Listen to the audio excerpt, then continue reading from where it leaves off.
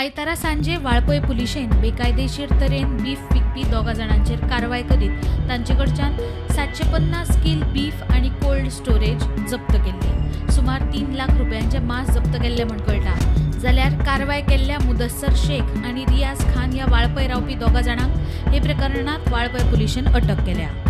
Valpoi police along with veterinary doctor यांच्यानी दोघांनी मिळून जॉईंट ऑपरेशन करून जवळ 750 किलोचे गायचे जे मांस आसा ते जप्त केल्ले आसा आणि याची किंमत जवळ 3 लाख रुपये आसा।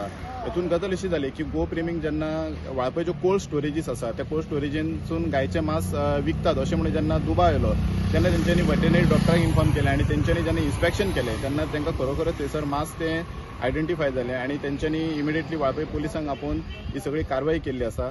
आणि ह्या कारवाईन आता सध्या जे कोल्ड स्टोरेजचे ओनर असतात जे मांस सप्लाय करतले तांकां दोगांक आता ताब्यात घेवन त्यांची फुडली चौकशी चालू आसा। सत्तरीच्यान प्रुडंटा खातीर कल्पेश रावत।